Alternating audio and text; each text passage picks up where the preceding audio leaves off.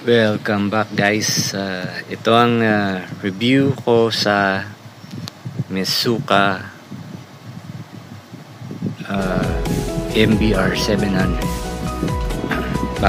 rubber basketball. So sa ano ko guys, maganda siya. Hindi ganong nakikita nyo, ayan, maumbok talaga yung skin texture niya. Tapos dito sa talaga seams, yun lang yung medyo madulas ng konti, pero okay na rin kasi nag-compensate na mas malaki yung space, yung area na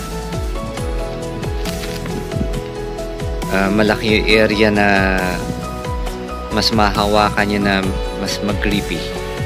Ayan.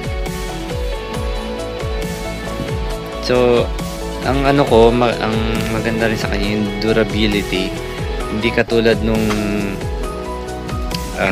Wilson na DRV and plus or ano pa man na natatanggal agad yung paint nito, yung seams, saka ito nabubura din kagad yung sa logo. Ito siya guys, hindi for 7 days kong nagamit, ayos yung niya, yung paint job baga. So tas ang official niya talaga 29.5 standard pero siya may, para sa rubber, may kabigatan ng parang official leather na nasa 612 grams. Ayan. So madali siyang i-dribble kahit madulas na talaga. Saka yan ang pinaka gusto ko, sana gawin lahat ng bola yung walang step down dito sa barcode, or kahit saan anong pang part, wala siyang ganon step down. Ayan.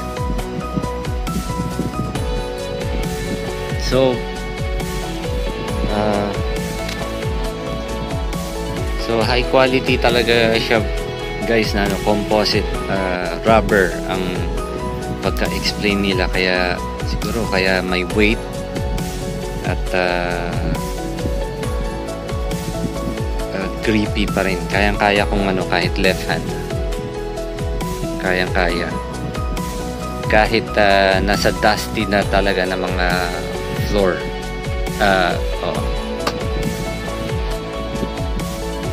Saka hindi ko siya ganong hindi siya katulad ng ibang rubber na super malakas mag-bounce, kaya good yun na dahil mahirap yung hahabulin mo yung kung saan yung pag nag-bounce, na lalo na kung malalayo kayong tumira, ganyan, pag rebound yun, talbog talaga.